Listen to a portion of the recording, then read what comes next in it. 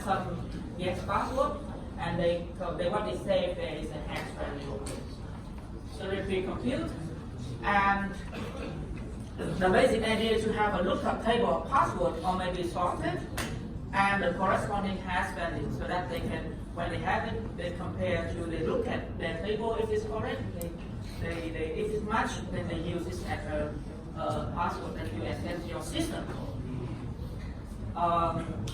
They having often a particular hash value. We look it up in the rainbow table. This is called a rainbow table. And last year, students were asked to implement the rainbow table, but there was a standard version that carried out more pre-computation to give a smaller lookup table. This is done by using hash and reduction function. So reduction function is something that maps from the hash output space, means hash status, into the whatever password space is considered appropriate. So password may be numbers, characters, special characters, and alphabet. And then the hash is to only binary string of length 8, for example. And then again, you use reduction function to map the binary to the message space like character, numbers, and so on. Because the idea is how you construct a rainbow table. You take the original password, you hash it, and then reduction function to take it to another password.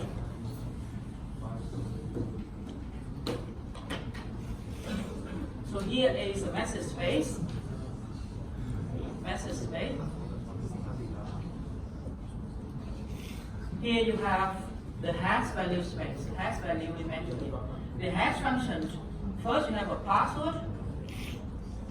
You have a hash function, and the map to use some binary string, for example, and you use the reduction function to map it back to some value in the message space, and then you use the hash value to map it again to some to hash function to map it again to some hash value, and reduction function to map it back to the space, and then so on. So this is a sequence of hash reduction, and so on. So sometimes referred as a hash chain. So the saving comes in only storing the first and the last element. So, for example, you do it like up to 1,000 times, back and forth, and so on. But you save only the first one and the last one. And how you look up? If you have a hash value, you can check it in the hash table. Okay? If you have the hash value, like because you get the store file, you can get the hash value of a password, and then you want to compare, you want to look up in the table. So you can check it in the table. If it's not in the table, then you use the reduction function. You map it back to the message space, and you then until it's there, and then hash it until it's there happened in the hash table. So if you found a value in the table, you know that that's the password that they start from. So effectively in the row of the table. You can hash and reduce and hash until your original hash value appears. Then you find exactly what's in the password they used previously. The password immediately preceding, that is the one that you want. For example, if you say, like, if you get H, here is the hash value, and at first you try password and you have here, oh, it's not that one. Then you reduce it to get back to the message space, you hash it again, still it's not the one that you want, and then you reduce it, and then you hash it again.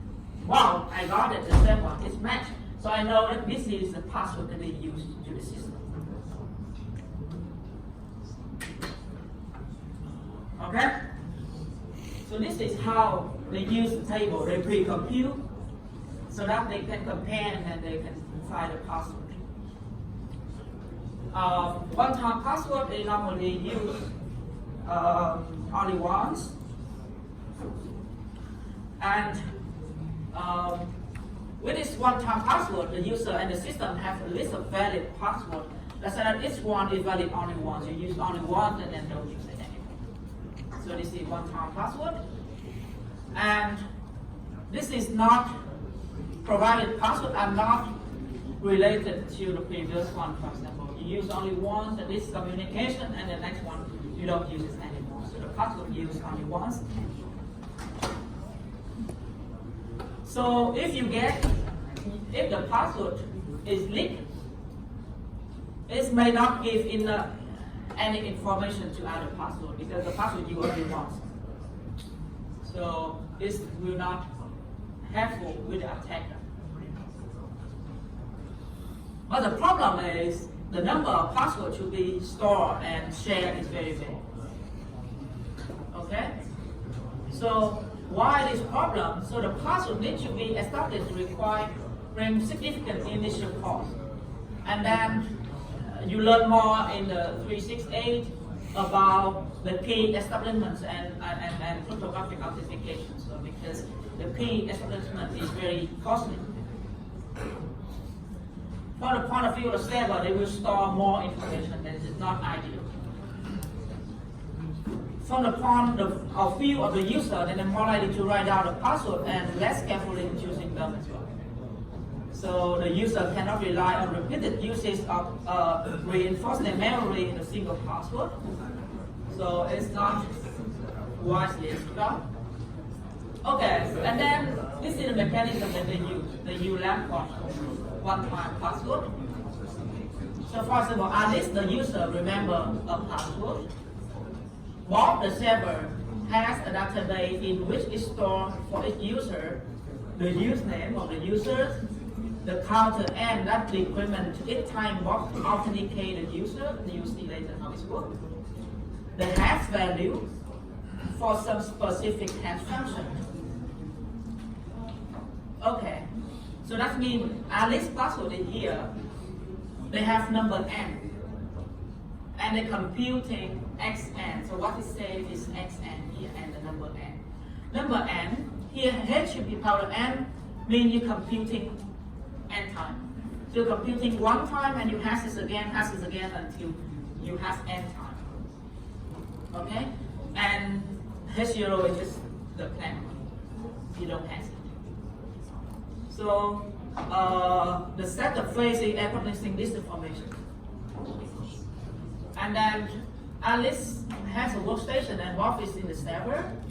To authenticate, we use the following protocol. First, the workstation to Bob is Alice.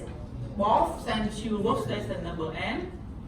The workstation send to Bob is h number n minus 1 of the password.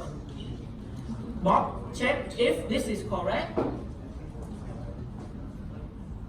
If it's done, then Bob accept the communicating party as Alice. If it doesn't, Bob will check. Because what Bob says is this value, right? And this value is given to Bob by workstations, like Alice and you or something. And then he can use hash function to compute. And if it's correct, then it's get through. Once Alice has authenticated, the server needs to update its information because their password use only one. If you see here, if it's correct, then this is the password they use to communicate, right? Previous one. And then they replace this password with the one-time password sent by Alice workstation. They reduce to x minus 1 here. So the value n is decreased by 1. So they save n minus 1. So when n reaches to 0, we will have run out of password in the hash chase, and then we set up another process with a new base password. So this is how it's worked in the Lamport one-time password. Okay, why Alice and Bob? You know, you hear a lot of Alice and Bob in cryptography. So Alice and Bob are normally named of two persons that want to communicate that you see mostly in the cryptographic scenario. And there are many others, like Eve will stand for eavesdroppers, Mel stands for malicious entity, Oscar, the opponent, Happy, the prover, Victor, the verifier, and so on. So you learn about 361 and 368, about those, they just use a name for. So this is a common name in cryptography that you normally use. If you don't like, you can choose your name and your friend names. Okay, so the idea is, first is the rainbow table. Maybe in the tutorial, maybe you need to construct it, or maybe in the assignment you need to construct the rainbow table. Maybe you look at it at home, and if you have any question, then you can ask me later next week. And then you see the one-time password, because password sometimes we use only once, we don't use it again. So the idea is you use the Lamport one-time password.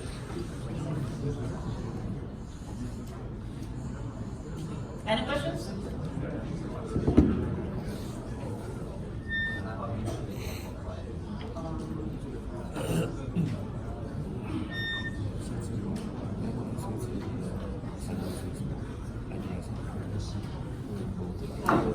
And this is very, maybe quite familiar for you. Technical, okay? You pass the technical part, we go to more about what's about the password, and the less technical. So we have seen that password has a problem.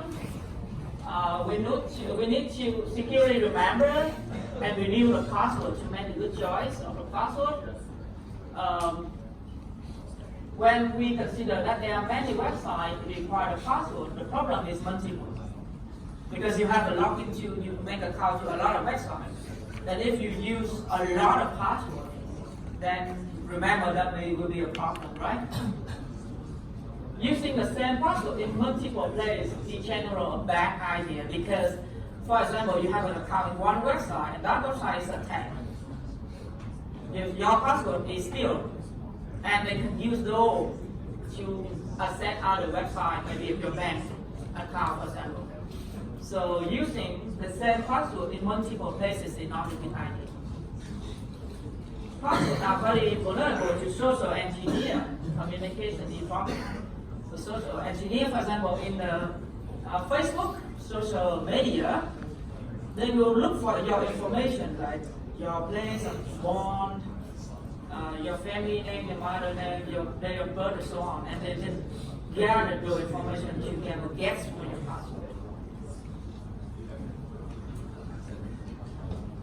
There are several other mechanisms to authentication that we will to mention some of them now. I will first look at the using password in such a way that to evaluate the memory problem. So master password and password master. So rather remember a lot of password, then we use and choose a very simple weak password, or duplicate password and use a master password that you normally use in Firefox, for example. So the idea is to make a master password, which is a very, very good one. And then you apply the rule that changing it so often, and never remember any of others. You just remember your master one. But you don't forget the master one, okay? The master one is the one that you use to generate a lot of passwords. There's a lot of software that help you like you can put the password here, your master password, and you can generate another password for you one time. Or in browser as well, you have a Firefox, you can have a master password and you put it there. Or hardware-based of others. Single sign-on. Single sign-on is use only one to single to a lot of, to sign on to a lot of places. So it's reduce the volume of authentication information. Okay, reduce the number of passwords you have to remember. So the idea is you sign only once and you access to a lot of resources. For example, in University of Kuala Lumpur, you can sign only once and you can access the all information there. Or you can use one password only. In case you can assign a lot of resources that often authorize you to do so. So you first register with multiple entities which save the information. The central line will generate behind the scene token for passing authentication and other locations without explicitly subsequent input by the user. However, there's a major issues because the single sign-on needs to be very well protected.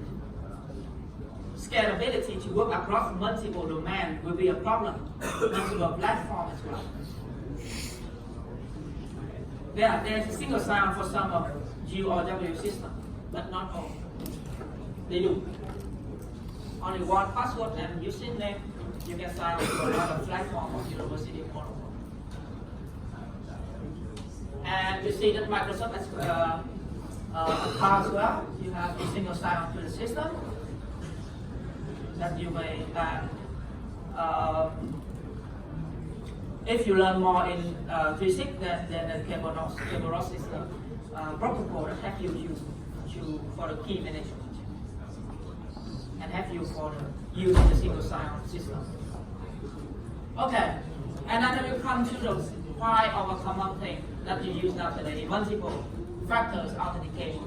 So authentication to your email, you log in, you use your account username and you use a password, that's the only one. But if you want to transfer the money, for example, from your bank account to some other account, then first you log in and then transfer, they need some, MyGo, for example, MyGo, forget about banking. MyGo in Australia, for example, if you have an account, first you log in by using username and password, and then later they haven't got you get to yet. So they ask you one more time authenticate yourself by sending some code to your phone, and you use that code to enter, and then you can access the system. So that means you have two factors of authentication. First is your username password, another is another way to authenticate yourself. So they have, of course it depends. They have advantage and disadvantage. So mostly you see the two-factor authentication, and you see now, yeah? So rather than single on password, two-factor system use a password of PIN and the device, which it provide one-time password. Okay, this is how you use one-time password. Now I compare to the bank. Now for you authenticate yourself in the bank, and they ask you to one more step to get to the system, and you have a machine. You see the machine. When you connect to the bank, you enter the PIN in your device and give you one-time login code, and I enter the PIN and display value in the card. Have you ever done this yet? Yeah. So you see a lot of machines that give you one time.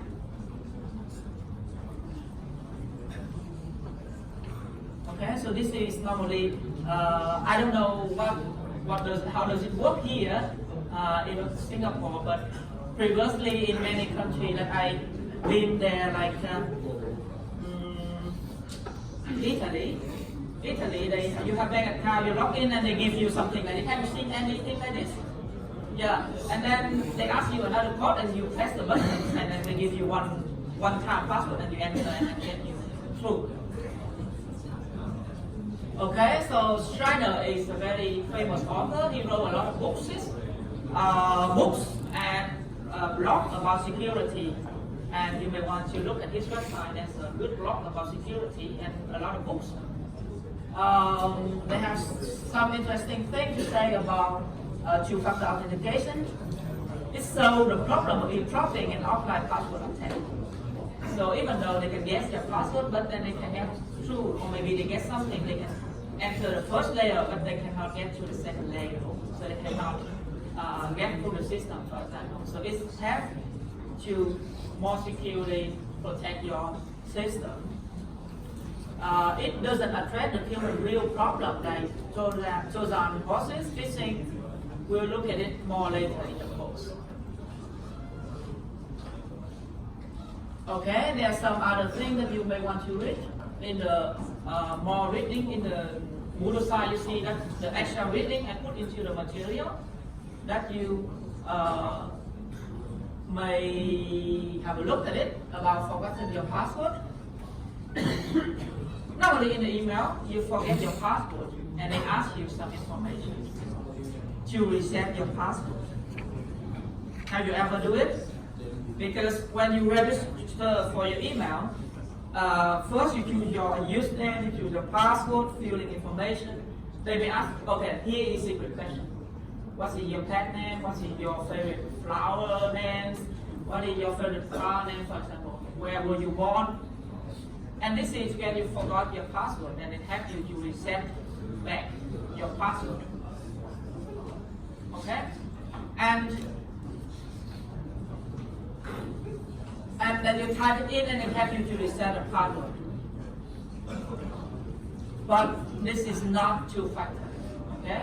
Think about it, it's not two-factor. It's just helps you to reset password, but it's not two-factor authentication. Chips and PIN. This is again two-factor authentication system that based on smart card technology and is standard to the outside of imprinting. So later, before you do the signatures, but now you don't do the signatures, you do PIN and chip. It's according to with an EMV, Europay, MasterCard, or Visa standard. There are similar systems in many countries, including Australia.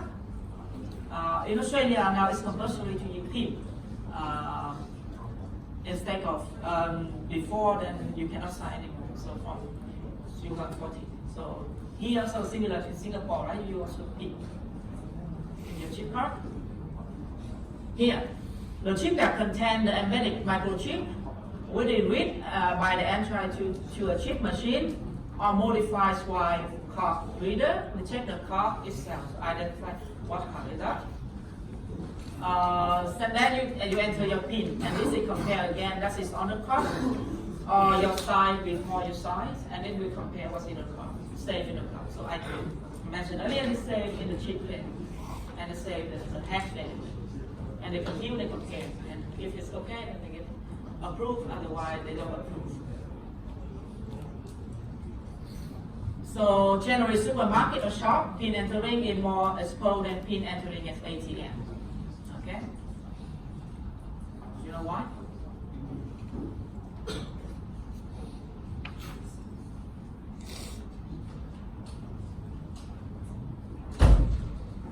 Why is that? Yeah. Because it's more widely. ATM maybe you stand there and no one look at it.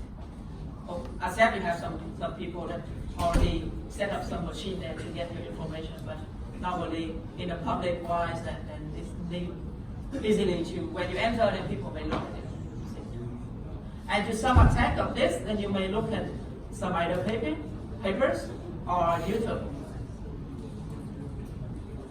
Here is something that you may have a look at it. Have you seen something like this?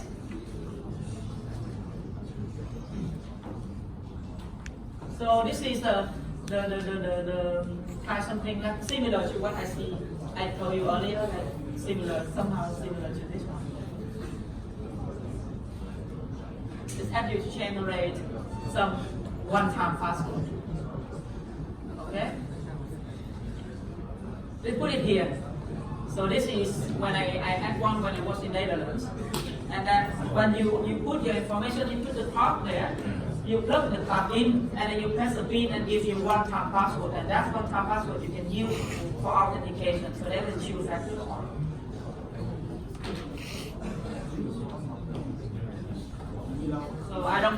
So you don't have it here in Singapore, right?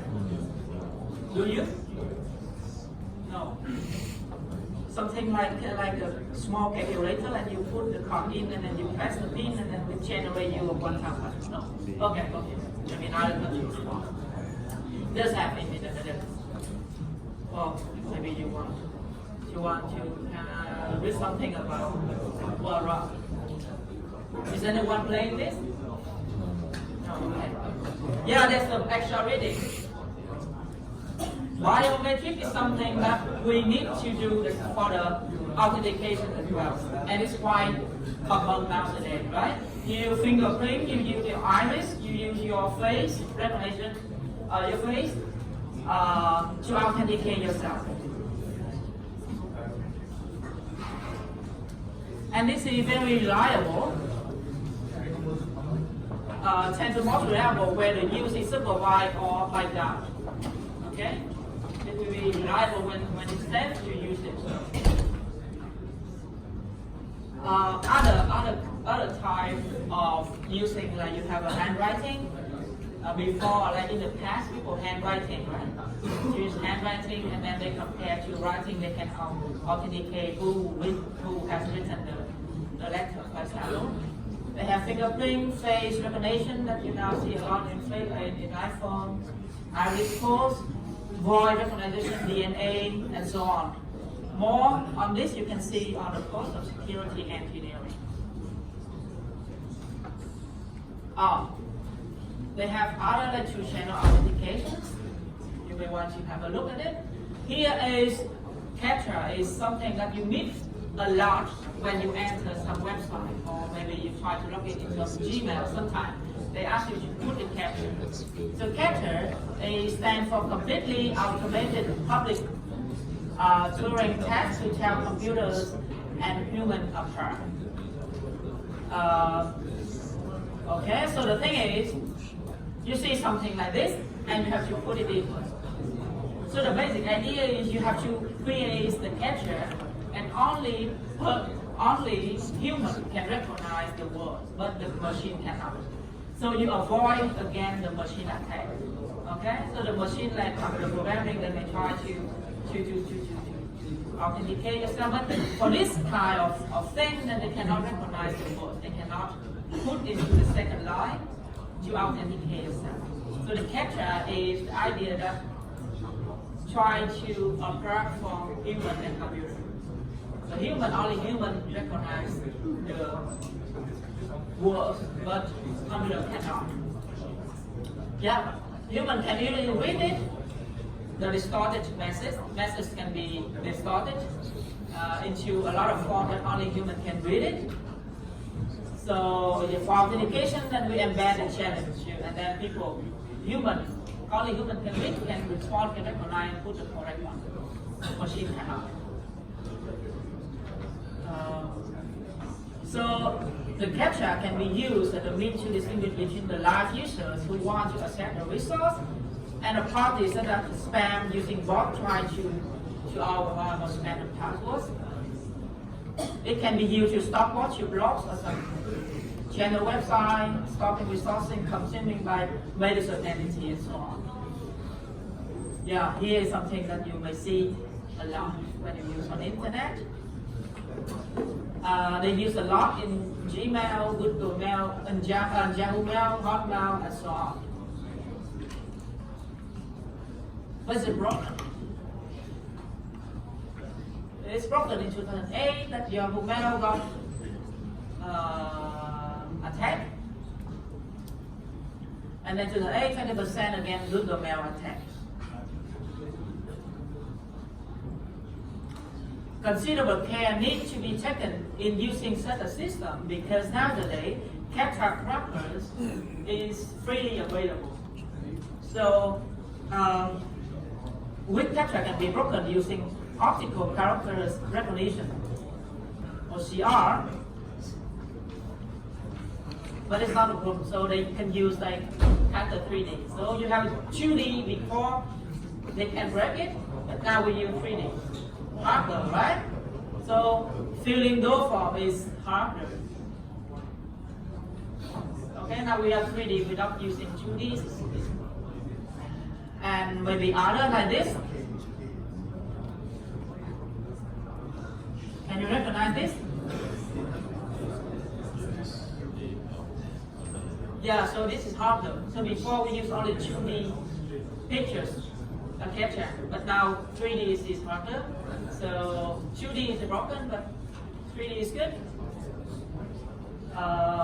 What detect captcha, you may have a look at this. It's freely available, and they have a Snipper website that they mentioned that they successful. So with 2D, then they almost success. You see, they success with broken 2D capture. Okay, so this is something that used for the multiple factors authentication. Any questions? No? So this is a long lecture, right? And you should, maybe you may have more reading at home. So in this lecture, we talk about authentications. And in authentication, then you should choose the password. And choosing a password needs to be wisely, and you can compute the entropy of the password, and to see how hard this is of your password. And then in the system, they don't really save your password. They use also short to make the password harder, and short will be saved somewhere else. Okay, and then short will be concatenated with the password to create the password, the hash value, which is the encrypted password that is normally used for authentication. And the short should be chosen randomly and with a high enough entropy means, for example, enough length. So that is really hard for attacker to guess it. And then the hash function that you see, there is a mechanism that mapping your password or your message into some fixed length representation, like binary string. And you need to use a hash value, a hash function with two properties. When you cryptographic hash function, first the one-way resistance. This is pre-image resistance means you cannot find, you given the hash value, it's impossible or infeasible for you to find a pre-image of it. And another equalizer resistance means given the hash value, it's very infeasible to find two different methods that match you the same hash value. And then we use other mechanism for authentication for multiple applications, like one-time password that you use the capture, the machine that you use here. We use also biometric and some kind of chip and authentication program for two or more factor authentication. And this is a good idea of using more factor authentication because it helps you to reduce the chance of the attackers, and also when you use one-time password, that is will be overlocked with the store in the view of the store information in the view of server and in the view of user. You need to remember a lot of it. And this will help you to reduce those troubles. Okay? Authentication is just the first step that get you into the system. Once you get into the system, you can do something. And the thing that allow you to do something depend on the asset control that we will learn later this afternoon. Okay?